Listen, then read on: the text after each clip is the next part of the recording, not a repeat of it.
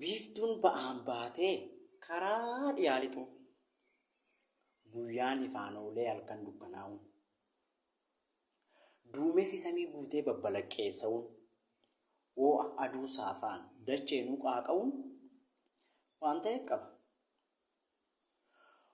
Urjiin lakkoobsee tuutaa samiirra mul'achuun cirrachi galaana qarqaraa daran heddummachuun teessumni lafaa kun bu'aa bayii ta'uun bakka tokko dirree bakka biraa tulluun waan ta'eef qaba. Fuulli lafaa kun kaansaa diriiraadha. Gariin isaa immoo adda adda wal caalaadha. Toorri tokko qaama lafaan yoo marfamu inni hafe qaama bishaaniin qabamu waan ta'eef qaba. Allaattiiwwan koochoon samiirraa barrisuun lubbu qabeeyyiin kaan lafarraa girrisuun beeyladoonni manaa namatti madaquun bineensonni caakkaa holqa keessa galuun waan ta'eef qaba. Sareen diddigee diddiga isaatti deebi'uun booyyeen dhiqatee dhoqqee keessa gangalachuun dammaqsituun uumamaa bari'uu lafaa beekuun hiyyan daaqoo yookiin waca simbiraa eeguun waan ta'eef qaba.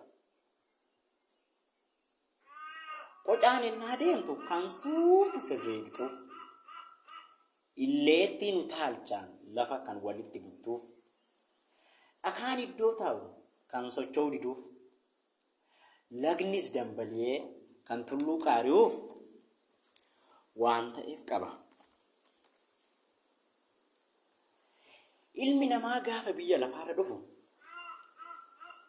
takka turee guyyaa asirraa immoo lufu eenyu akka ta'e ofiisaayyuu hin beeku. Qullaa dhufee harka qullaa wanti sokkuuf waan ta'eef qaba. Sochii ganamaasaa kan inni eegaleef miila isaa afuriin kan daandee shaakaleef xiqqoo turee miila lamaan kan dhaabbatuuf galgala sadaffaan wanti qaqqaabbatuuf waan ta'eef qaba. Mukti bishaan biraa kan inni lalisuuf inni bakkeerraa immoo wanti inni fokkisuuf mukti harbuu yeroo malee baala baasuun bonni dhufuu isaa damee quuqee yaasuun waan ta'eef qaba. Gamtaan namootaa kan tokkummaa jedhameef hoomaan awwaannisaaf wanti moggaafameef mixiin yeroo makaraa nyaata kan tuullattuuf waqtii gannaas wal qabattee laga ceetuuf waan ta'eef qaba. Galatoomaa.